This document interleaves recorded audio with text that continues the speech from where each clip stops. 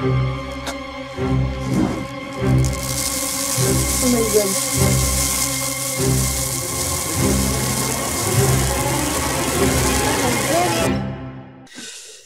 Eh bien, bonjour et bienvenue dans des nouvelles petites histoires extraordinaires d'Elisabeth de Caligny. Bonjour Elisabeth. Bonjour, tu vas bien? Ça va très très bien et toi? Bah écoute, ça va, j'ai encore un petit peu frais aujourd'hui, mais bon, juste ce qu'il faut. Voilà, mais Oh. comme on va partir dans des coins un peu frisquets par rapport à l'histoire, à ce que je vais vous raconter, bon, bah, je suis dans le timing, dans le tempo, dans l'ambiance, dans tout ce qu'on veut. Donc aujourd'hui, tu vas nous parler de Zalna, la femme sauvage, et des Dalmasties. Les Non, les Almasties. Almasties et pas les Dalmatiens, ça n'a rien à voir. Oui, en tout cas, c'est la première fois que j'entends ça. De quoi ça parle? C'est quoi ces Almasties? Ah bah, les Almasties sont des créatures simiesques qui sont en fait l'équivalent du Bigfoot, du Sasquatch, tout ce qu'on veut, mais qu'on trouve essentiellement en Russie et plus particulièrement dans le Caucase et dans les monts Altaï. Donc, ça existe depuis toujours. C'est une créature mythique, a priori, mais qui n'est pas si mythique que ça, et c'est ce que je vais vous expliquer aujourd'hui. Voilà. Ok, eh bien, rendons-nous dans le Caucase. Eh bien, nous allons partir dans le Caucase et nous allons partir au 19e siècle. Et au 19e siècle, au milieu du 19e siècle, et très exactement vers 1850, on se retrouve sur une petite route qui traverse une forêt, parmi les grandes forêts du mont Zadan, qui se trouve en Géorgie, et c'est une partie du Caucase. Et c'est un marchand qui marche sur la route avec sa caravane. Sur une route, c'est peut-être pas vraiment une route, c'est plutôt une piste. Et bah, il regarde le paysage, il a le temps, et au bout d'un moment, que voit-il? Son attention est attirée par une sorte de créature simiesque qui progresse en contrebas d'un ravin au bord d'une rivière et qui se déplace assez rapidement au milieu de la végétation. Bon, alors aussitôt, il sait à qui il a affaire parce qu'il a entendu parler de toutes ces légendes. Il se frotte les mains parce qu'il pense avoir affaire à une de ces créatures de légende dont tout le monde parle, qu'on voit de temps en temps, mais souvent c'est dans l'imagination. Et on les appelle communément dans la région les Amna-Wayou. Bon, alors, c'est un dérivé, si je puis dire, de l'almastie. Hein. C'est une façon, c'est un surnom qu'on donne à cette bestiole, qui n'en est pas une, vous le verrez, dans la région, mais c'est un almastie. Alors, il se dit, moi je le capturerai bien ce truc-là, parce que je vais me faire des sous, évidemment. Donc, il va prévenir des chasseurs locaux, et il y en a 2 qui vont répondre à l'appel, qui vont pister la créature et finir par la débusquer. Mais alors avec des difficultés, parce qu'à chaque fois qu'ils essayent de l'attraper ou qu'ils pensent qu'ils l'ont attrapée, eh bien, elle va se montrer rusée, elle va se mettre à courir comme une dératée. Ils vont pas suivre parce que ça court vite et ça va les épuiser. Alors ils disent comment est-ce qu'on va faire pour choper la bestiole? Eh bien, ils ont remarqué qu'elle avait été vue toujours dans le même pré. Il y avait un endroit qui lui plaisait plus que d'autres. Donc, ils vont se dire, bon, on va attirer son attention, donc ils vont déposer dans le pré des vêtements de couleur rouge. Et effectivement, la créature va s'en approcher, va essayer de les enfiler. Donc, ils vont avoir le temps de lui sauter dessus. Alors, elle va se débattre, elle a une force colossale, hein. Ils vont avoir beaucoup de mal, donc ils vont finir par la battre à coups de gourdin, l'assommer à moitié, et après l'avoir ligotée, ils vont lui mettre du feutre dans la bouche pour qu'elle puisse pas mordre parce qu'elle a des dents impressionnantes, et ils vont la ramener ainsi ligotée au village le plus proche. L'ennui, c'est que quand ils la ramènent au village, ils se rendent compte qu'elle est folle de colère. Elle s'est remise de son coup de gourdin sur le coin de la figure, et il n'est pas question de l'enfermer dans une étable ou dans un appentis quelconque, parce que c'est clair et net, elle va tout casser. Donc ils vont avoir l'idée sordide de creuser dans un coin du village une fosse profonde qu'ils vont entourer de pieux aiguisés, de pieux en bois, et ils vont la mettre là-dedans, enchaîner, Enfin bon, elle a une grosse bûche qui est attachée par une chaîne à sa cheville. Enfin, elle peut pas bouger. Et alors la pauvre créature va rester ainsi pendant un certain temps. Les mômes du village, évidemment, ça les amuse. Ils lui jettent des pierres, des détritus. Ils se fichent d'elle. Enfin bon, c'est affreux. Et quand elle se prend des trop grosses pierres, elle se met à grogner de douleur. Et personne s'en occupe vraiment. Et tout le monde rigole, au contraire, à gorge déployée. Pour la nourrir, on lui balance une nourriture tout à fait abjecte. Surtout des déchets, et on va la laisser croupir et confiner vraiment un certain temps dans cette fosse. Et c'est ignoble parce que je pense que du bétail, on l'aurait mieux respecté parce qu'il y avait une valeur marchande. Là, c'est vraiment pire que tout. C'est affreux. Et puis, il semblerait que cette créature ait été, quelque temps plus tard, cédée à un petit prince local qui avait entendu parler de ça. Et effectivement, vu le côté mythique et magique de la créature, il aimerait bien l'avoir. Il s'appelle Ashba, ce petit prince local, et c'est lui qui, à l'époque, dirige la région du Zadan. Et donc, il va l'acheter dans un premier temps. Ensuite, il va le céder à un de ses vassaux qui s'appelle Chélequois, qui va en avoir la propriété durant quelque temps aussi et qui va finalement le céder à un petit aristocrate nobliau de la région qui avait vu cette créature lors d'une visite chez Chélequois et qui va l'emmener dans son village. Et cet homme s'appelle Eddi Genaba. Donc, elle va être transportée jusqu'à la demeure de ce petit nobliau qui se trouve dans le village de Kina, qui est une région sauvage et assez isolée de Géorgie, éloignée de la plus grande ville qui s'appelle Soukoumi, et c'est dans un territoire d'Abkhazie. Et là, quand elle va arriver au village, on va la détailler et on va lui donner un surnom, on va l'appeler Zana. Pourquoi ? Parce qu'elle est noire. Son visage et ses mains montrent que sa peau est noire. Donc Zana, dans la langue, veut dire noir. Donc, elle va avoir le nom de noir, Zana. Le reste de son corps est couvert de longs poils roux. Et sur sa tête, elle a des poils plus longs qui lui font une sorte de crinière épaisse, rêche. Elle est grande, elle mesure à peu près 2 mètres, elle est trapue, hyper trapue. Ses bras et ses jambes sont extrêmement musclés, elle est calipiche, donc elle a un bon postérieur. Elle a une lourde poitrine aussi assez pendante. Et puis, il semblerait qu'au niveau des pieds, le pouce des pieds ne soit pas collé aux autres orteils, contrairement aux pieds d'humains. Mais les versions divergent sur ce point-là. On ne saura vraiment jamais comment étaient les pieds de la pauvre Zana. Elle a un front un peu fuyant, d'imposants sourcils, des grosses arcades sourcilières. Elle a une large bouche agrémentée de dents qui sont humaines, très blanches, des narines exorbitées, le nez plat. Hein.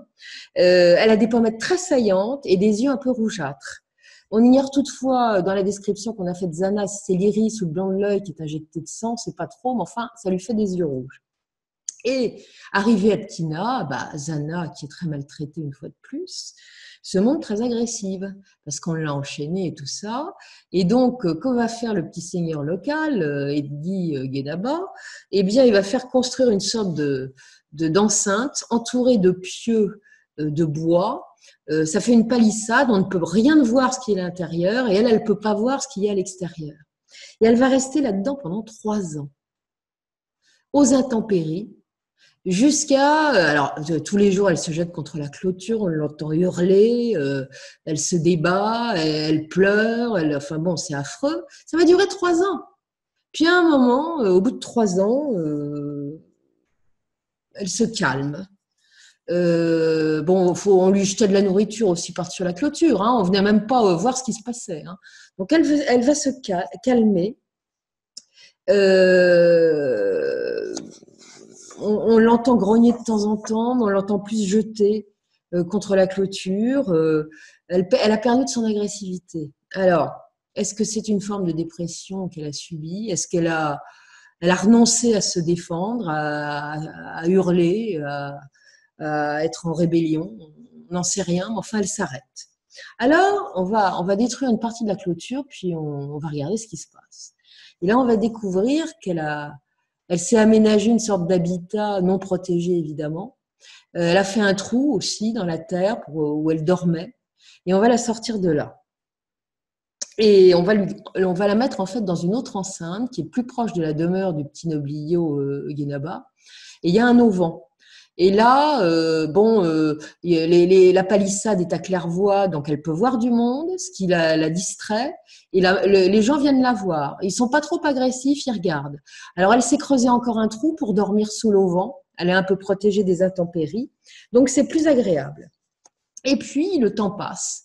Puis on voit qu'elle s'intéresse. Elle est souvent à regarder les paysans qui passent, les villageois, derrière la clôture, les enfants. On finit par s'habituer à elle et on se dit, on pourrait peut-être la laisser libre, on va faire un essai. Donc, c'est ce qu'on va faire.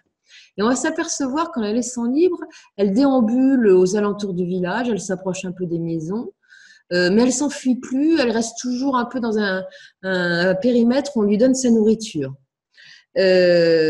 Certains, dira-t-on, vont essayer de la faire rentrer dans des maisons pour voir comment elle se comporte. Alors, Zana, toute sa vie, on l'aura remarqué, ne supporte pas la chaleur. Donc, si c'est l'hiver qui est une enveloppe surchauffée, elle ressort aussi sec. Faut pas fermer la porte non plus, parce que sinon elle se sent emprisonnée, ça la rend folle.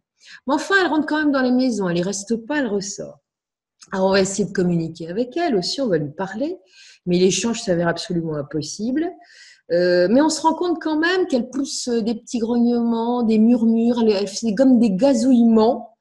Elle pleure également si on lui crie dessus, qu'on la maltraite.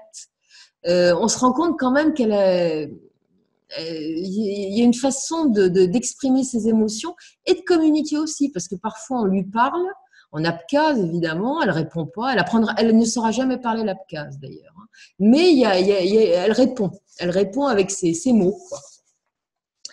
Et c'est probablement en observant ce comportement qui n'est pas humain vraiment, mais qui n'est pas complètement, qui n'est pas bestial non plus, que les villageois, et surtout son maître, qui n'est pas fou, Yenaba, vont se dire, on pourrait peut-être lui faire quelque chose, l'employer. Et c'est comme ça que notre pauvre Zana va devenir une esclave. On va lui apprendre à travailler. Comme on voit qu'elle a une force colossale, on lui explique certaines tâches qui sont lourdes à réaliser pour des humains. Et puis elle comprend. À partir du moment où on montre les gestes, elle fait les mêmes. Elle a compris qu'il faut qu'elle fasse comme ça. Puis elle se débrouille plutôt bien. Alors, comme elle y met de l'ardeur, on va lui confier des tâches de plus en plus importantes. Donc, elle va se retrouver à porter de lourds sacs de grains ou de farine, fait des allers-retours au moulin. Elle porte ça d'une main, hein, un sac de 80 kilos, ça lui fait pas peur. Elle porte ça d'une main, ça lui pose aucun problème, alors que les autres, ils croulent sous le poids. Et puis, elle peut y aller au pas de course, sur une belle distance sans peiner, elle fait ça à toute vitesse. Quand elle va être plus habile, on va la charger de broyer le grain au moulin. Elle se défend pas mal. De temps en temps, elle fait des erreurs. Alors, quand on la réprimande, elle est tétanisée. Elle ne se rebelle pas, elle est tétanisée, elle est effrayée et elle se met à sangloter parfois. Donc, elle a perdu toute velléité d'agressivité. Elle a oublié qui elle était. Devant un tourmenteur, elle pourrait le déglinguer en 2 temps 3 mouvements et le tuer, hein. Ça, elle a complètement oublié. Elle est complètement démunie quand on lui crie dessus, quand on la bat aussi, on lui donne des coups de bâton, hein. Bon, c'est très triste. Et puis, on va voir l'humaniser parce qu'elle se balade à poil. Elle a des gros seins, des grosses fesses. Même si elle est poilue comme pas deux, pour les gens, c'est pas très moral. Donc, on va essayer de l'habiller. On a vu que c'est une femelle, donc on va lui donner une robe. Elle la déchire en morceaux. À chaque fois qu'on va lui offrir une robe pour essayer de cacher ce qu'elle a à cacher, ça se termine en lambeaux. Elle supporte pas. On va quand même réussir à lui faire porter un pagne. Donc, elle continuera à se balader à poil, mais avec un pagne autour des fesses, ce qui est déjà beaucoup mieux. Et alors, que ce soit l'hiver ou l'été, ça ne la dérange pas. Elle veut vivre nue, elle n'a pas besoin de se protéger. On la voit déambuler, été comme hiver, complètement nue, dans le village et aux alentours. Alors, côté nourriture, Zana mange de tout. Elle mange de la viande, elle mange des légumes. Certains ont commencé à lui donner du vin. Elle aime bien ça. Elle se prend son petit vin tranquille. Quand on lui en offre, elle est toute contente. Alors, elle adore les fruits dans la nature. Donc, des fois, elle va dans les vignes et elle consomme pas mal de raisins. Elle va dans les vergers, elle consomme tous les fruits qu'elle peut. Elle aime bien ça. On l'a vu aussi nager plusieurs fois et dans des endroits extrêmement dangereux, parce qu'il y a des courants, des trous d'eau et tout. Et elle a une force tellement énorme qu'elle peut nager n'importe où. Et puis, surtout, elle court vite. Elle court comme une dératée. Et on l'a vu parfois, dit-on, courir plus vite qu'un cheval. Ça veut dire que ça rigole pas quand même. Hein. C'est quand même un être particulier. La nuit, elle est libre. Donc, on a laissé la porte de l'enceinte ouverte. Donc, elle va se balader dans la nature. Souvent, ceux qui l'ont observé la nuit au clair de lune, c'est probablement ces moments de liberté quand elle ne travaille pas. On la voit toute prime sautière. Puis alors, il y a autre chose. Elle aime bien se baigner avec les animaux. De temps en temps, il y a le bétail qui va les bœufs qui vont se baigner dans la rivière. Elle va jouer avec. Elle aime bien. Elle aime bien casser des pierres aussi. On ne sait pas pourquoi. Mais elle a une force colossale, donc elle te casse les pierres en deux. C'est son jeu, ça l'amuse beaucoup. C'est comme une enfant. Bon, finalement, elle semble heureuse au fil du temps et elle rit de bon cœur. Elle comprend pas les blagues, mais quand il y a des choses qui l'amusent, c'est comme une petite gamine. Elle rigole. Les femmes du village sont habituelles, sont plus empathiques. Et de temps en temps, elle la laisse rentrer dans les maisons, on a l'habitude de la voir. Si elle est de bonne humeur, il n'y a pas de souci. Si on voit qu'elle est mal lunée, il faut faire attention parce qu'elle peut changer rapidement d'humeur, elle est instable. Et là, il vaut mieux pas s'en approcher parce qu'elle peut faire mal, hein, elle peut mordre surtout. Et comme elle a une solide mâchoire, on l'a vu broyer des os d'un coup de dent sans aucun effort ou casser des noix. Elle fait ça et boum, c'est bon. Donc, on fait attention. Alors, les enfants du village la craignent un petit peu parce qu'elle est quand même très grande et très forte et ils en ont peur. Alors, pour leur faire peur, quand ils font les andouilles, leurs parents leur disent « Attention, si tu fais l'imbécile, tu vas devenir comme Zana. » Hein, c'est un exemple qui terrorise un petit peu les enfants. Alors, on n'a jamais su l'âge de Zana vraiment, mais c'est certain qu'elle était en âge de procréer et d'ailleurs, elle a procréé. Et pas avec des créatures de son espèce, mais avec des villageois. Et je vais vous expliquer. C'est qu'on s'est aperçu que Zana, elle aimait bien l'alcool. Donc, ils vont organiser de temps en temps, et notamment son maître, Edgui Guénaba, des petites orgies privées où tout le monde boit, beaucoup. On fait boire Zana beaucoup, et quand elle tombe par terre, parce qu'elle est ivre, on la viole, carrément. On la viole et son maître, Edgui Guénaba, a pris la désagréable habitude de proposer un prix à qui ferait sa fête à la pauvre Zana. Et il y a toujours des amateurs, et puis Guénaba lui-même, qui montre qu'il peut copuler sans aucun problème avec une créature monstrueuse. Enfin bon, c'est sordide cette histoire-là. Et c'est sordide et c'est souvent suivi des faits parce que Zana tombe enceinte. Et elle accouche seule.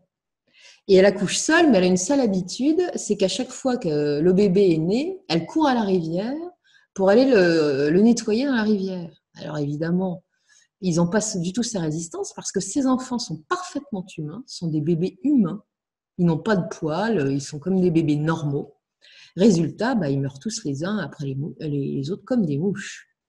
Elle va en avoir une tripotée qu'elle va estourbir en 2 temps 3 mouvements parce qu'elle ne sait pas. Et à un moment, on a dû dire que ça allait bien. Je pense que ce sont les paysannes qui ont dû être un petit peu émues de voir qu'elle n'était pas capable de quoi que ce soit. Donc, quand elle va accoucher, elle accouche toujours seule, mais on surveille. Et immédiatement, pour l'empêcher d'aller à la rivière, on lui prend son bébé. Et on lui rend après, une fois qu'il est bien nettoyé et tout. Et alors, il y a 4 enfants qui vont survivre de cette manière-là. 2 seront des garçons, un qui va naître en 1878 et qui s'appelle Zanda, et un autre qui sera bien connu, et vous verrez pourquoi, qui s'appelle Quit. Et il a un nom de famille qui est Sabekia parce qu'il a été adopté par un de ses violeurs qui gagnait souvent haut la main le prix proposé par Guénaba. Et lui est né en 1884. Alors, Guénaba, je pense qu'il a vu, quand il a vu Quit notamment, qu'il y avait un air de famille. C'est-à-dire que l'enfant grandissant lui ressemble comme deux gouttes d'eau. Donc, bon, c'est finalement Sabékia qui va l'adopter. Hein. N'oublions pas que c'est l'aristocrate du coin. Un bâtard, déjà, c'est pas terrible, mais en plus, avec une créature comme Zana, ça la fout mal. Donc, Sébakia, par deux fois, sur Quit et sur une fille dont je parlerai après, eh bien, Sébakia va donner son nom. Alors, Quit, quand il va grandir, est donc complètement humain, et bon, il a simplement la peau sombre, comme sa maman, moins sombre qu'elle, mais sombre, et il a hérité de sa force physique. Son impulsivité aussi, il est très instable, très bagarreur. Et il va être élevé dans son enfance par Madame Guénaba, pardon. C'est pas Sébakia dont il porte le nom qui va l'élever, c'est enfin la femme du Seigneur. Elle va avoir deux filles, Zana aussi, donc une certaine Côte Zanar qui est née en 1880 et une autre, Gamassa, dont je reparlerai aussi parce que vous verrez. Gamassa est née en 1882 et comme elle ressemble également au Guénaba, j'arrive pas à le dire, je suis dyslexique aujourd'hui, eh bien c'est encore Madame Guénaba qui va l'élever, bien qu'elle porte le nom de Sabékia. Hein, voilà. Tous les enfants, donc, comme je vous l'ai dit, ont une apparence humaine parfaitement normale. Ils ne ressemblent en rien à leur mère, sauf parfois, notamment Quit, avec des épaules, des arcades sourcilières extrêmement proéminentes, des pommettes très proéminentes. Il a quand même des traits assez primitifs. Mais bon, il est d'une intelligence normale, comme ses frères et sœurs. Pas de distinction d'intellect par rapport aux enfants du village. Et devenus adultes, ils vont avoir des enfants à leur tour tout à fait normaux. On dira que l'un des fils de Zana, qui s'appelle Zanda, va même devenir pianiste et qu'il est très doué. Donc, bon, complètement humain, les enfants. Alors, concernant Zana, on ne va pas la voir vieillir, finalement. Un jour, elle fera plus d'enfants, évidemment, mais ses poils, ses longs poils, sa crinière ne blanchissent pas. Elle a toujours des dents parfaites. Elle ne perd pas une once de sa musculature. C'est-à-dire qu'elle ne change pas. Elle ne va jamais changer d'apparence. Et puis un jour, hélas, elle va mourir et on pense qu'elle est décédée aux alentours de l'année 1890. Mais on ignore à ce jour, et vous verrez, bien qu'on ait pensé à un moment avoir retrouvé son cadavre, on n'a jamais retrouvé ses ossements. Jamais. Aucune trace de sépulture, aucune indication là-dessus.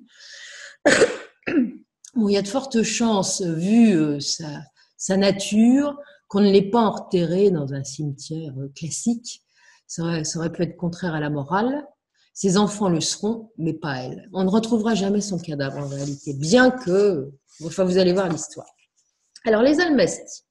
On a longtemps pensé donc que Zana était une de ces Almestis qui hantaient les forêts sauvages du Caucase en particulier, et qu'on voit en Russie. En Géorgie, il y en a beaucoup. Hein. Il y en a aussi beaucoup dans les monts de l'Altaï, mais en fait, il y en a partout en Russie. Et alors, en Abkhazie, comme je vous l'ai dit tout à l'heure, ces êtres sont appelés les Abnawayou. C'est une façon comme une autre de les qualifier. Mais ces êtres, ces créatures, on en retrouve dans le monde entier. Je vous parlais des Bigfoot et des Sasquatch tout à l'heure.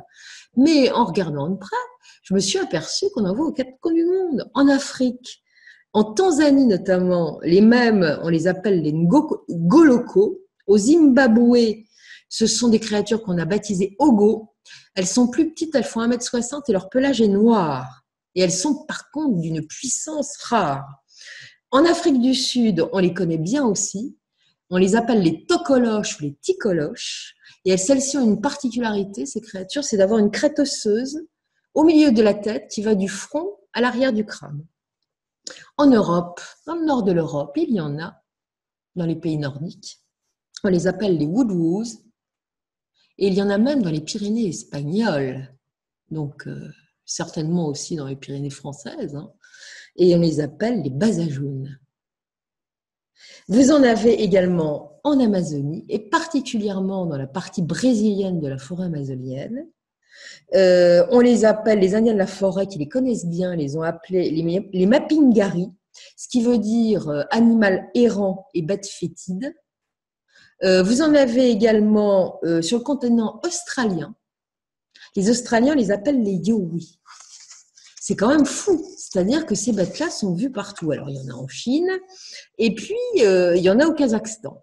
Et alors, on connaît un peu mieux ces créatures du Kazakhstan parce que vous avez un certain Nicolas Przewalski, dont vous avez peut-être entendu parler, puisqu'il y a un petit cheval primitif qui parcourt les steppes mongoles qu'on a appelé le cheval de Przewalski, parce que ce géographe les a tout simplement étudiés et découverts. Et donc, il se trouve que dans cette partie de la Mongolie, de steppe, parce qu'il y a un côté dans la Mongolie qui est également le désert de Gobi, mais ça on va en reparler, mais dans la steppe, on les connaît bien, ces créatures. Et on les appelait, dans la province de Konsu, on les appelait les Kunguresu. Et les nomades disaient qu'on pouvait le prendre a priori pour un ours, parce que ça a plutôt une stature très poilue, très velue et très sombre. Mais qu'en y regardant de plus près, c'est un bipède, ça a le visage plat comme les humains.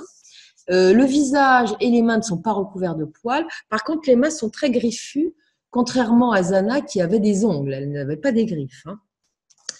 Ces créatures sont bien connues des Mongols et vivent à proximité de ces Mongols. Et Przewalski va s'en apercevoir. Parfois, il y a des jeux avec les enfants. Hein. Les enfants jouent avec ces créatures sans aucun problème, il n'y a pas de dégâts. Et un jour, Przewalski, qui repère une de ces créatures qui est en train de chasser pour courser un lièvre, ont décidé de la capturer. Et au fond, ils vont lui tirer dessus. Et ils vont la blesser. Et elle va partir avec une blessure, la pauvre. Et finalement, Przewalski dira qu'il regrette bien de ne pas l'avoir tuée parce qu'il aurait pu au moins la ramener. Bon, bref. On est dans des temps où on n'aurait pas fait ça aujourd'hui. Hein. En Asie, il y en a aussi, hein, dans la partie asiatique. On les appelle généralement les Biagan-Bouli et les Jarang-Jiji en Malaisie, les Barmani au Pakistan. Et on a retrouvé également dans un livre tibétain dont vous allez voir l'image, c'est un livre d'apothicaire où sont recensés tous les animaux. Et parmi ces animaux, on retrouve cette créature, cette almastie, hein, ce qui était quand même assez étonnant. Elles ont été signalées depuis des siècles dans le désert de Gobi, car elles ne vivent pas que dans les forêts, on les a vues parfois dans le désert. Et là, on les a surnommées, et les Mongols les ont surnommées les Almas. Et en Mongolie, dans le désert, les nomades disent qu'elles jouent souvent, là aussi, avec les enfants. Les almastis caucasiens sont connus sous le nom que je vous ai indiqué tout à l'heure, mais également sous le nom d'almaslar. Et pourquoi almaslar? Eh bien, parce que probablement des marchands ont rapporté qu'en Mongolie, on les appelait les almas. Donc, c'est devenu les almaslars dans cette partie de la Russie. Et la racine mongole alma veut dire homme sauvage. Les premières rencontres avec des almastis en Europe ont été faites au XVe siècle. Vous voyez, ça remonte à loin. Et par un aristocrate bavarois qui s'appelait Johann Schildberger, qui a rapporté dès 1427 l'existence de créatures lors d'un périple de plusieurs décennies qu'il a passé dans l'Empire ottoman. Et voilà ce qu'il va dire à propos de ces créatures qu'il a observées dans certaines régions du territoire ottoman, et notamment dans un territoire qu'on appelle la Tartarie. Quand le fils du roi de Tartarie, nommé Zégré, vient à Edigi, il alla avec lui dans le pays d'Ibissour, cité plus haut, et ils voyagèrent 2 mois avant d'y arriver. Il y a une montagne là-bas qui s'étend sur 32 jours. Le peuple là-bas, disent-ils, prétend qu'à l'extrémité de la montagne est un désert et que le dit désert est la fin de la terre. Tiens, histoire de terre plate. Et dans ce désert, personne ne peut avoir d'habitation à cause des serpents et des bêtes sauvages. Et sur la même montagne, il y a des sauvages qui ne sont pas comme les autres. Et ils y vivent. Ils sont couverts de cheveux sur tout le corps, sauf les mains et le visage. Ils courent comme les autres bêtes sauvages dans la montagne et mangent aussi des feuilles et l'herbe et tout ce qu'ils peuvent trouver. Le seigneur du village a envoyé à Edigi un homme et une femme parmi ces sauvages qui avaient été capturés dans la montagne. Donc, 15e siècle. Nombre de témoins qui les ont aperçus depuis les qualifient de grands singes, mais ce sont plutôt des sortes d'hominidés de grande taille qui vont jusqu'à 2 mètres, comme je vous ai dit, mais plus rarement, mais il y en a quand même une espèce qui mesure dans les 1,60 m. Elles sont toutes trapues, des créatures très musclées. La plupart, il y a deux espèces, donc certaines ont le pelage comme l'Isana, long et roux, qui couvre tout le corps. Et en Mongolie et dans d'autres régions de Chine, c'est un pelage qui ressemble plutôt à celui d'un ours, donc foncé. Leur visage ressemble toujours un peu à celui d'un humain, avec un front bas et fuyant, une arcade sourcilière proéminente, un peu comme les hommes préhistoriques, des pommettes hautes et saillantes, une puissante mâchoire, un nez aplati, et leurs yeux sont généralement rougeâtres. Ça, c'est constant. On les entend souvent échanger dans une sorte de langage de sons gargouillants. On les a vus parfois se servir d'outils, de roches et de bâtons pour chasser ou pour se défendre. Et elle ressemble extrêmement à Zana. Et on en voit toujours au XXe siècle. Et il y a des témoignages récents, et notamment un que je vais vous citer, qui a été recueilli par une chercheuse française dont je reparlerai tout à l'heure, qui s'appelle Marie-Jeanne Kaufmann. Et voilà ce qu'elle raconte, parce que c'est assez amusant.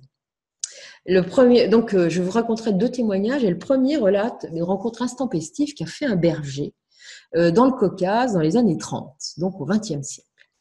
Cet homme se balade par un temps pluvieux sur une piste, il rentre au village et il a 37 ans, hein, c'est pas un gamin, il rêve pas. Et à un moment, il n'en peut plus parce qu'il est trempé comme une soupe.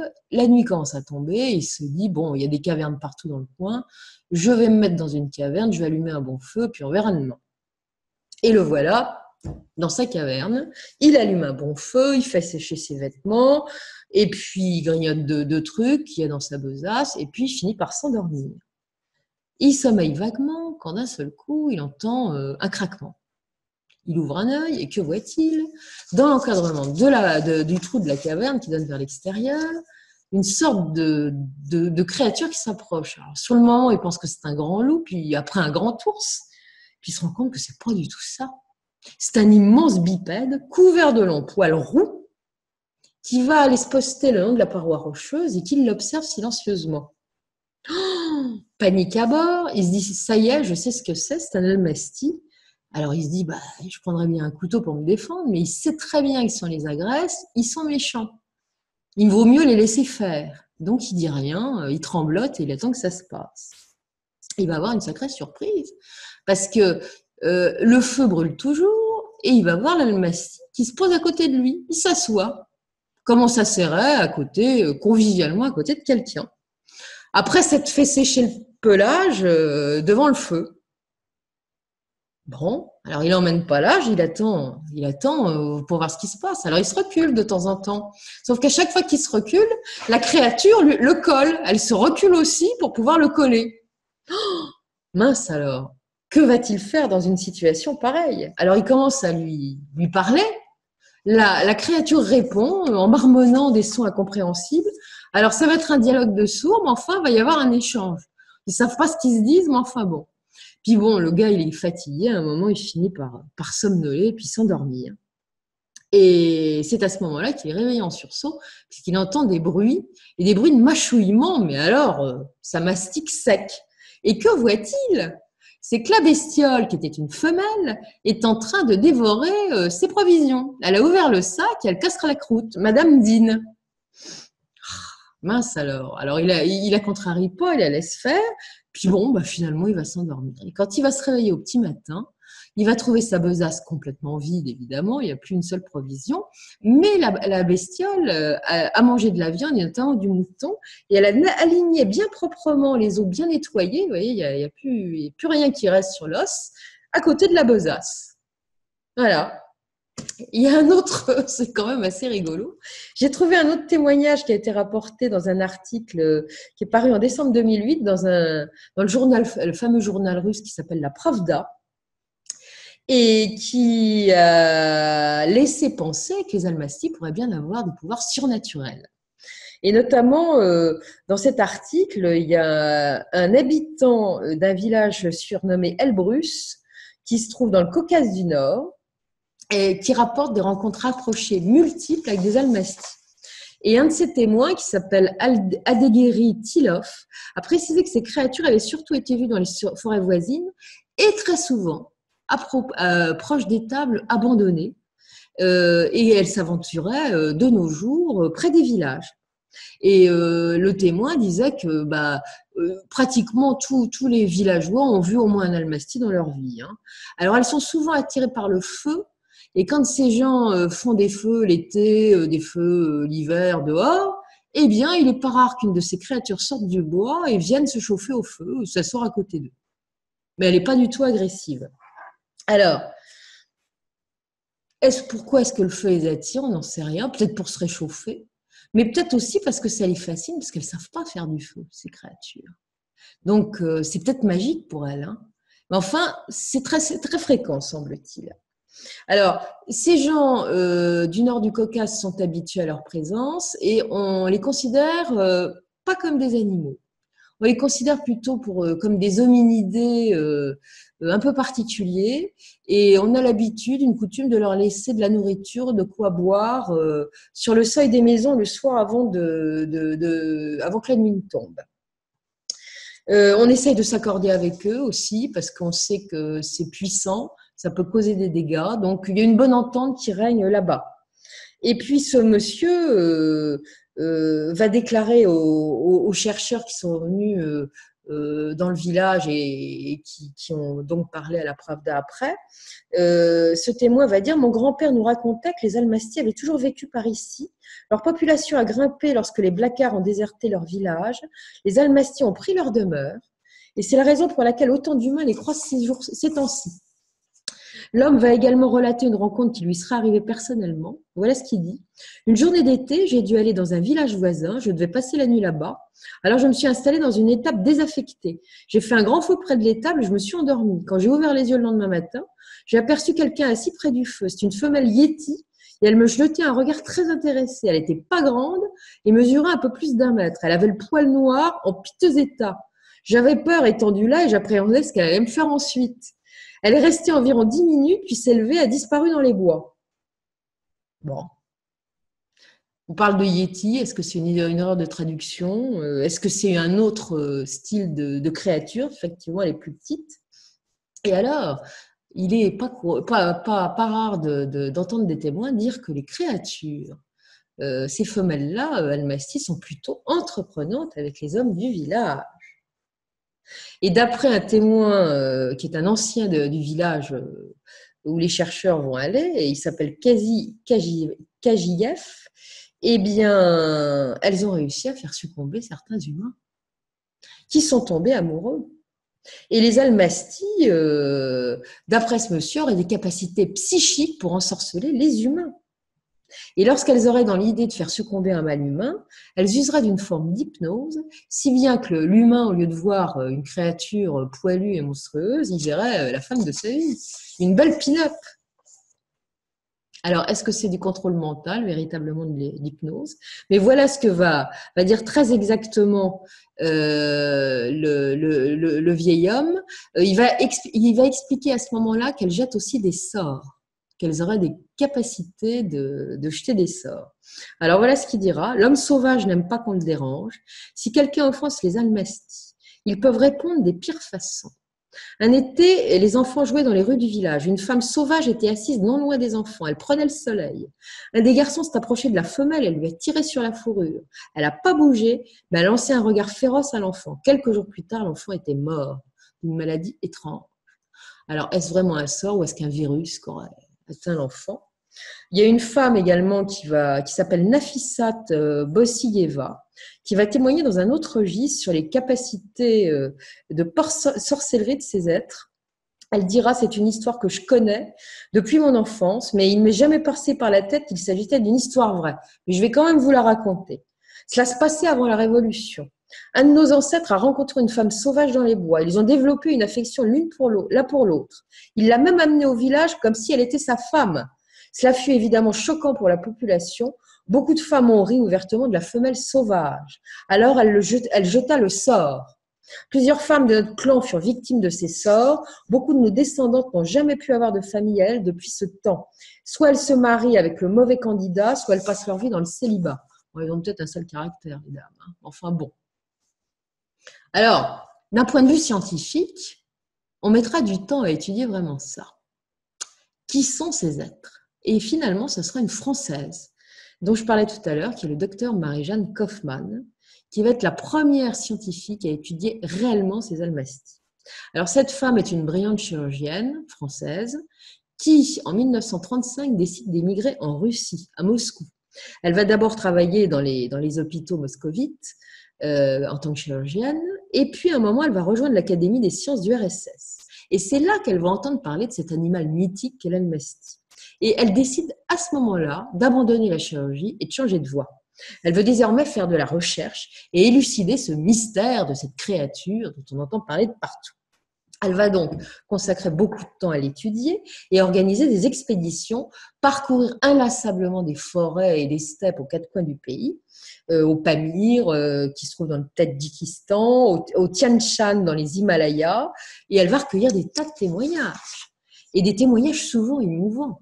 Parfois, des villageois et des villageoises vont nous raconter, dans des contrées reculées, avoir vu au plus froid de l'hiver des almasties s'approcher des maisons. Et c'était des femelles avec des nourrissons dans les bras. Elles grelottaient tellement de froid qu'elles offraient leur bébé. Donc, ils en avaient peur. Ils ne faisaient pas rentrer dans les maisons, mais ils donnaient des vêtements, des guenilles pour qu'envelopper les bébés. Donc, c'était très triste. Beaucoup de bergers également vont rapporter au docteur Kaufmann avoir vu ces almasties dans leur cabane l'hiver. Quand ils avaient froid, ils venaient carrément s'asseoir à côté d'eux au coin du poêle. Ça, voilà.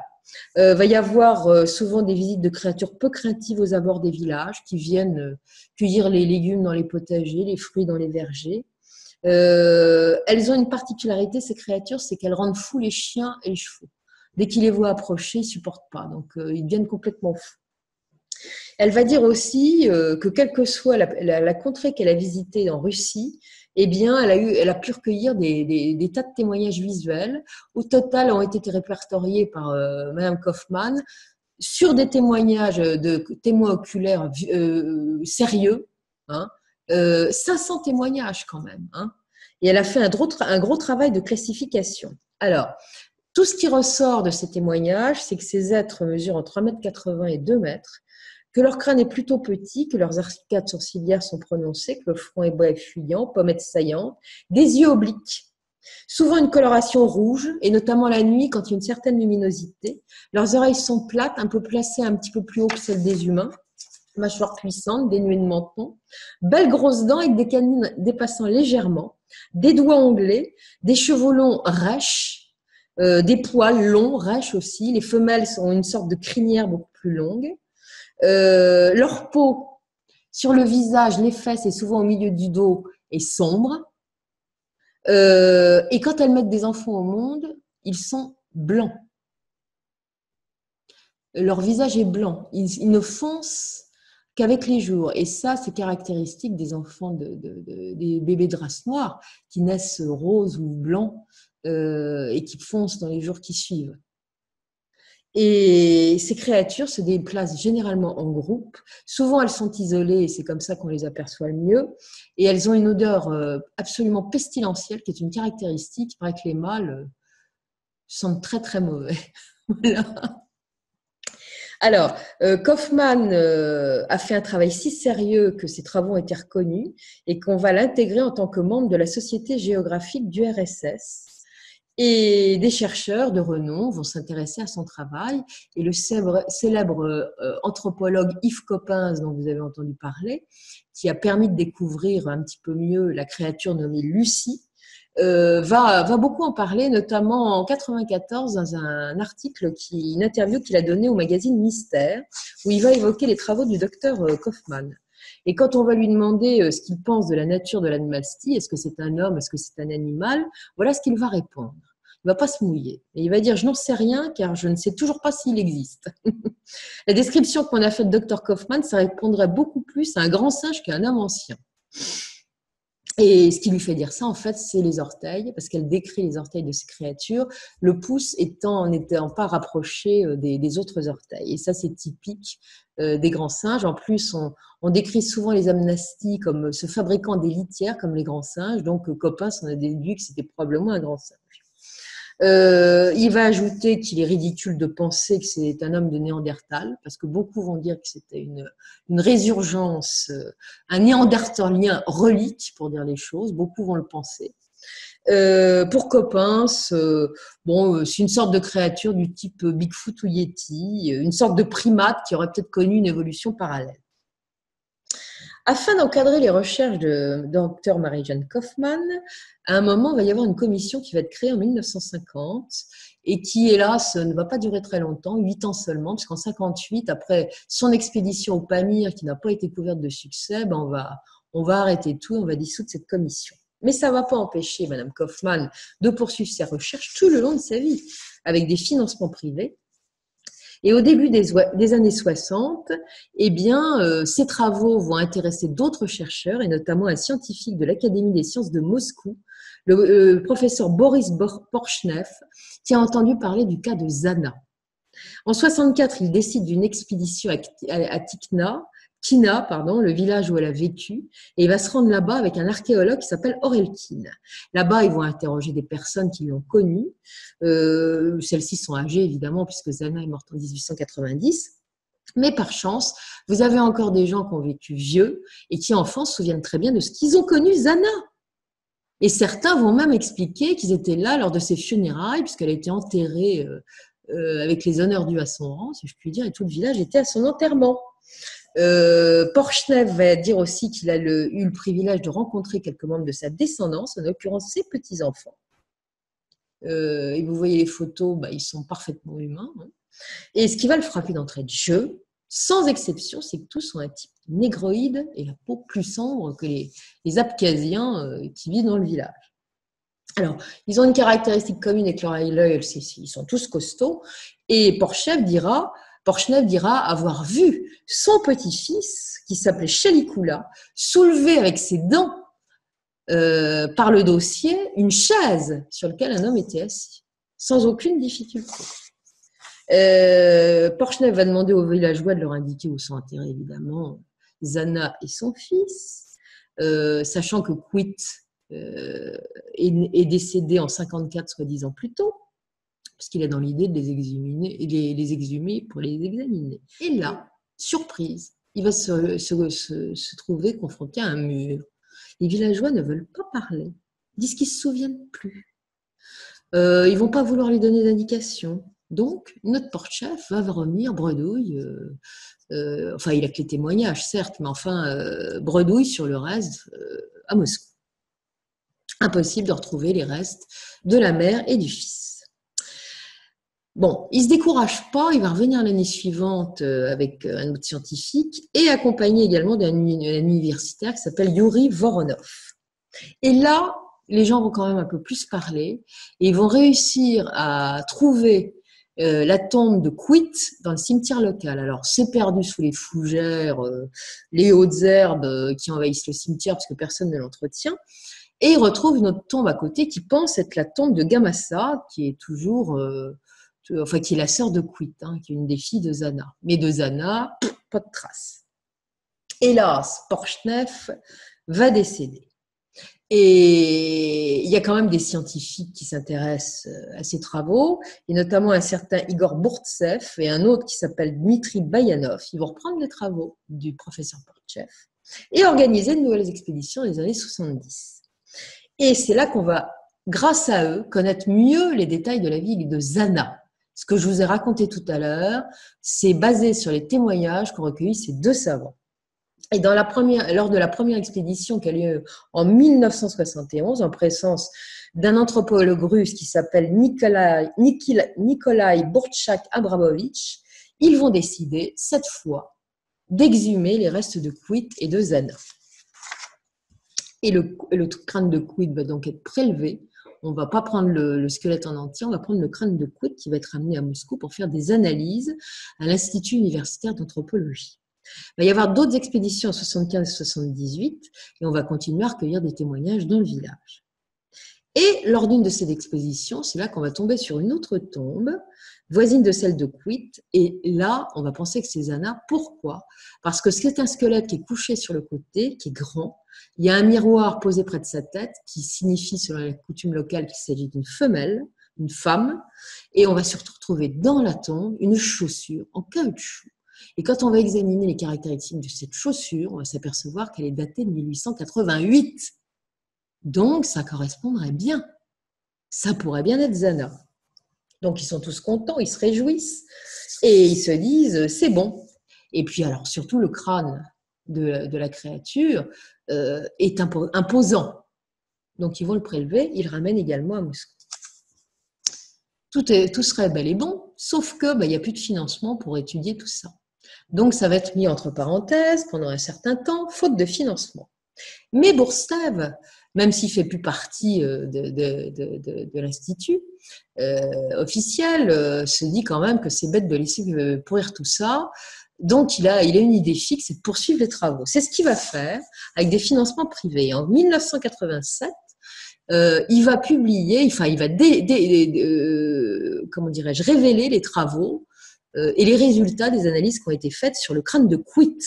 Et il va y avoir une anthropologue qui s'appelle Kolodieva qui va organiser avec lui un séminaire dans le cadre de la Société des naturalistes de Moscou et on va délivrer les résultats. Et Kolodieva va expliquer que le crâne de Quit présente des caractéristiques propres aux hominidés, aussi bien anciens que modernes. Ça a des os de faciaux plus massifs, plus larges que ceux des habitants d'Abkhazie, et que les traits, en fait, elle considère que les traits de cette créature, donc de Quit, pourraient être assez proches de ceux qu'on a repérés sur des crânes du néolithique de type Vovnigi II. Alors, je pense que c'est un type d'hominidé de l'époque. Bien que ça n'ait pas été évoqué lors de ce séminaire, le crâne de la femme retrouvée dans la tombe proche de celle de Quit, avec le soulier datant du 19e siècle, a fait l'objet également d'une étude. Et il semblerait qu'on ait découvert qu'elle était de race noire. Et je pense que c'est pour ça qu'en 1987, lors de ce séminaire, on n'en a pas parlé. Parce que c'était tellement saugrenu qu'ils se sont dit que ça ne tenait pas debout et que ça ne serait pas entendu. Donc, on n'en parlera pas, on parlera que du crâne de Quit. Il va y avoir un anthropologue américain qui s'appelle Grover Krantz, qui est un professeur, qui a connu des travaux sur le Bigfoot, qui va parler de Zana et des Almasties dans les années 90. Et il va parler surtout du crâne de Quit. Et il va dire que c'est bien un crâne d'Homo sapiens, avec des mâchoires un peu massives, des pommettes saillantes, mais que ça n'a rien à voir avec un néandertalien. D'autres vont s'occuper de poursuivre des recherches sur l'Almastie.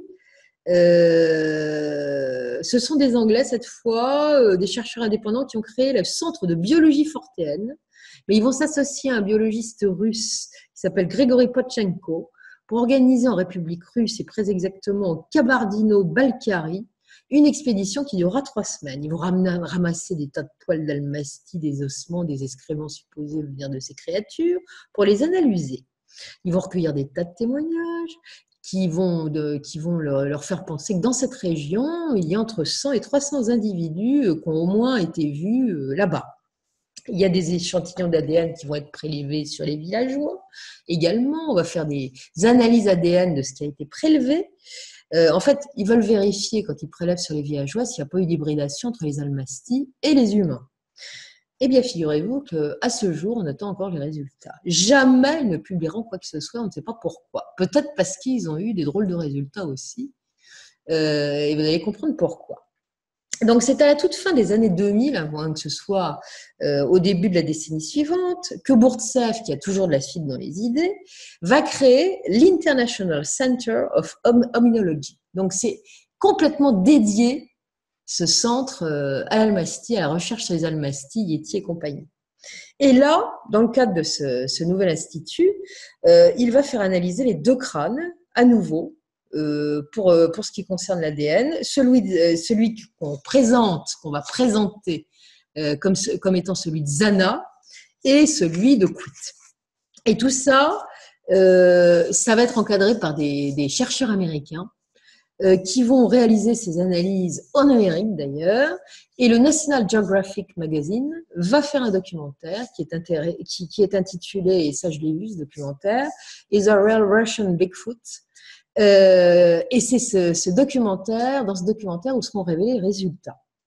Et alors, les premières conclusions révèlent que les 2 crânes ont des caractéristiques d'hommes modernes, mais présentent toutefois d'autres caractéristiques qui sont propres aux Néandertaliens, telles que des arcades sourcilières proéminentes.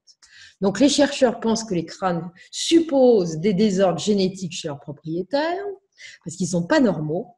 Et l'une des scientifiques de l'équipe américaine, dans un premier temps, a relevé que le crâne féminin supposé appartenir à Zana présentait donc les marques d'un syndrome facial tout à fait étrange qui aurait permis de penser qu'elle était peut-être retardée mentale. En plus, ce crâne présentait un fort prognatisme, vous savez que c'est la mâchoire inférieure qui dépasse un peu, et avec des orbites exagérément larges. Et effectivement, quand vous voyez les photos de ces crânes, vous voyez que ce n'est pas des orbites normales. Les yeux sont un petit peu plus gros. Et c'est un peu ce qu'on retrouve dans les caractéristiques des crânes néandertaliens.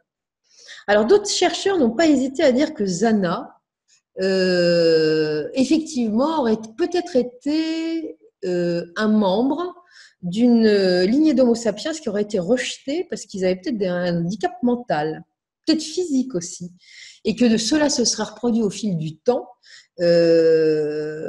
Et puis, avec la consanguinité aidant, ça aurait peut-être dégénéré. Et peut-être que Quitt et Zana feraient partie de tout ça. Enfin, après les descriptions anthropomorphiques, si je puis dire, il va y avoir des analyses ADN qui vont être réalisées par ces chercheurs américains. Et là, c'est définitif, ce sont bien des humains modernes. Et c'est là qu'on va découvrir que le crâne en question qu'on fait passer pour celui de Zana n'est pas celui de Zana. Puisque les analyses de l'ADN mitochondrial vont démontrer que les 2 crânes avaient une origine maternelle commune, et donc il se pourrait bien que ce soit la sœur de Quitt, ça pourrait être bien Gamaza. Voilà, en tout cas, c'est pas Zana. Le meilleur pour la fin, nous y voilà. Ce sont les développements et les résultats qui ont été obtenus par le célèbre généticien britannique qui s'appelle Brian Sykes, qui fait partie de l'académie de l'université d'Oxford. Celui-là est connu parce qu'il a fait des prélèvements sur le Yéti il y a quelques années. Dans les monastères, les bibles, les machins, on a découvert que le Yéti, en fait, pourrait être un ours. Ça n'avait rien d'une créature qui pourrait être autre. Et Sykes a également fait ses prélèvements ADN à partir de prélèvements de salive qui ont été faits sur les descendants de Quitt et de Zana, mais il a également analysé l'ADN d'une dent prélevée sur le crâne de Quitt. Et il ne va pas être déçu du voyage, parce que maintenant on a des résultats définitifs, on sait qui sont ces êtres. Eh bien, Zana était d'origine africaine. D'africaine et précisément d'Afrique subsaharienne. C'est avéré. Et les mêmes résultats ont été trouvés dans les prélèvements ADN de ses descendants. Sykes en a déduit, au vu de ces résultats dans un premier temps, que c'était probablement des Africains qui avaient été ramenés jusqu'en Russie, jusqu'en Abkhazie précisément, du temps de l'Empire ottoman, peut-être en tant qu'esclaves. Et puis que quand la Russie a mis fin à l'esclavage en 19e siècle, parce qu'on s'est séparé de l'Empire ottoman, eh bien, certains de ces Africains n'auraient pas regagné leur pays d'origine, ça aurait pu être le cas de Zana ou de sa famille, et que ces gens-là se seraient réfugiés dans la forêt. Bon, moi je veux bien, mais enfin, des caractéristiques précises, c'est pas parce qu'on est négroïde qu'on a des poils pas possible, qu'on mesure 2 mètres. Il y a des caractéristiques calipiges, mais il n'y a pas que ça. Hein, des longs poils roux partout. Puis ces créatures, elles sont vues depuis la nuit des temps. Elles sont mythiques. Alors, soit il y a une dégénérescence de l'humain avec une catégorie d'humains de race noire qui serait hirsute, qui souffrirait d'hirsutisme et donc de poils partout. Enfin, c'est quand même un peu curieux. Puis ça embête Sykes finalement. Je suis premier. Il va réfléchir quand même. Il va se dire quand même. Je peux pas dire que c'est peut-être ces esclaves qu'on a libérés au 19e siècle. Ils sont partis dans les forêts, ça tient pas debout.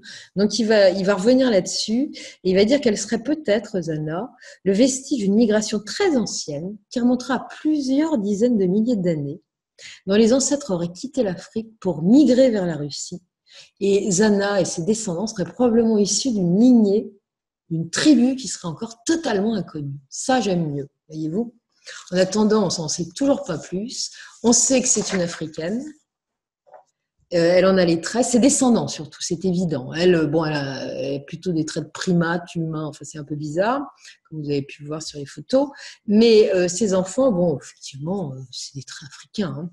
Alors les Almastis aujourd'hui, ça s'est raréfié après la Révolution, pendant l'ère soviétique, parce qu'il semblerait qu'il y ait eu pas mal de massacres de ces êtres, que certains étaient capturés. D'ailleurs, il y a une photo là, qui n'est pas terrible, où on voit ça. Il y aura un Bigfoot, ce qu'on aura appelé un Bigfoot, l'équivalent d'un Bigfoot qui a été capturé par l'armée rouge en 1943, c'est un Almasty en fait. Mais bon, ils n'ont pas été du tout décimés. D'ailleurs, Bourtsev, dont je parlais tout à l'heure, Igor Bourtsev, déclarait encore récemment dans un article « Tous les jours ou presque, je reçois de nouveaux témoignages venant de toute la Russie. On énumérerait plus facilement les lieux où il n'y a pas d'Almasty que l'inverse. Voilà. Donc on les voit en permanence. Il a d'ailleurs été il a précisé lors de cette interview qu'autour d'un endroit qui s'appelle le mont Choria, un groupe d'une trentaine d'Almasty vivent en permanence, en tribu. En 2010, vingtaine d'observations quand même se signalent en Sibérie du Sud. Et c'est une région où il y en a beaucoup. Hein. Et même aux alentours de Moscou, on a vu des Almasty. Il y en a partout. Bourtsev a aussi expliqué lors d'une interview l'année passée, donnée un média russe. Voilà ce qu'il dit. Nous avons trouvé des structures en bois faites à la main, des objets artisanaux et des symboles qui semblaient s'apparenter à se trouver dans d'autres pays, notamment en Grande-Bretagne, en Nouvelle-Zélande, en Australie, au Canada et aux États-Unis. Il va expliquer aussi qu'à diverses occasions, dans des territoires où avaient été observées ces grandes créatures, on a trouvé des arbres scalpés et plantés, enterrés à l'envers. C'est-à-dire que les racines en l'air et la tête dans le sol. C'est vous dire la force physique quand même de ces êtres. Bon, l'Almasty et ses autres congénères, on n'a pas fini d'en parler, vous l'avez compris. La science officielle est très frileuse sur le sujet. Hein, quand c'est académique, on a un peu de mal. J'en veux pour preuve un article que j'ai retrouvé et avec une déclaration de l'attaché de presse de l'Académie des sciences russes. Ce gars s'appelle Sergueï Sharachkan. Il déclarait l'année passée au sujet de l'Almasty et de ses congénères que le sujet devait être examiné plus en détail et que l'Académie russe n'avait aucun résultat définitif à donner, qu'il n'existait absolument pas de preuve formelle de l'existence des Almasty et qu'on ne pouvait certainement pas se fier aux témoignages oculaires. Et puis, il voulait placer sa soupe parce que d'un autre côté, qu'est-ce qu'il dit? Qu'on venait de découvrir récemment que l'humanité, c'est les Russes, hein, que l'humanité descendrait de 4 espèces de grands singes et non d'une seule, et que même si les scientifiques russes de l'Académie n'avaient pas encore rendu public, il s'agit indéniablement d'un fait scientifique à prendre en considération avant toute autre chose. Donc ce que ça veut dire, c'est circulaire, il n'y a rien à voir. C'est pas demain que la science officielle russe va se pencher sur le sujet. Bon, la science académique est toujours aussi frileuse sur des sujets comme ça. On sera toujours dans l'évasif. Tout ce qui touche à l'inexpliqué et à l'inexplicable sera écarté. Je pensais qu'en Russie, ils étaient un petit peu plus ouverts, mais finalement, non. Vous voyez, ils ont des Almasty partout, mais ils préfèrent écarter ça d'un revers de la main. C'est partout pareil. Voilà. Donc, j'espère que ça vous a intéressé. Mais le cas de Zana, c'était quand même pas triste. Hein. Et je dois dire que c'est très émouvant en même temps, parce que ces pauvres créatures, quand même, n'ont pas eu de chance et ont été très maltraitées. Elles sont probablement encore... parce qu'on ne les considère pas comme des humains, alors que ce sont des humains, puisque ce sont des Africains. Voilà. Mais quoi, c'est quand même très curieux. Oui, alors c'est vraiment un cas très, très, très surprenant. Moi, c'est la première fois que j'en entendais parler, hein, des Almasty. Et pourtant, c'est vrai qu'on entend tout le temps parler des Bigfoot, des Yétis, etc., des hommes sauvages. Et j'ai l'impression que le cas des Almasty est quand même beaucoup plus documenté que tout le reste. Et voilà. Puis il y a des tas de photos, hein. Il Il y a des tas de photos, les gens les prennent en photo. J'ai vu des trucs sur YouTube, c'est pas du tout des fakes, on les voit bien, hein. Voilà. Alors après, par rapport à la nature même de l'espèce de ces Almasty, pour qu'ils puissent avoir des descendances avec des humains, il faut qu'il y ait une compatibilité génétique Ce qui veut dire que ce sont des humains, c'est des qui soit totale, voilà. Au pire, s'il y a une petite différence, il peut y avoir hybridation, mais les hybrides sont stériles, donc ne peuvent pas avoir eux-mêmes Mais ceux-là ne sont pas stériles, descendance. ils ont tous une descendance. Voilà. Donc il y a voilà, ce sont des humains, en tout cas selon la définition des connaissances génétiques d'aujourd'hui. Voilà. Très, très, très surprenant. Moi, je serais intéressé de connaître vos commentaires sur sur ces Almasty, hein, si vous aussi vous en avez entendu parler, avoir votre retour sur le sujet, parce que encore une fois, c'est quelque chose que moi je découvre aujourd'hui. En fait, Zana, je suis tombée dessus par hasard. C'est en faisant d'autres recherches que je vais sur des tas de sites, et notamment des sites anglophones, où ils sont beaucoup plus curieux. Les Espagnols, les Brésiliens, les anglophones sont plus friands de ce genre de trucs. Et en cherchant autre chose, souvent on tombe sur des perles. Et notamment, j'ai une perle que j'ai dégotée hier sur des sites anglais, alors que c'est une histoire française, une histoire criminelle française, où il y a un mystère total. Et je pense que ça sera mon prochain sujet chez toi. Et eh bien, écoute. Ça s'est passé en 1922. Eh bien, j'en suis vraiment ravi. Voilà, continue à nous dénicher des perles de la sorte. Voilà, je pense que tout le monde en est friand. Et puis, c'est toujours un régal de t'écouter, nous conter tes petites histoires extraordinaires. Merci. À très bientôt, Elisabeth. À bientôt. Au revoir.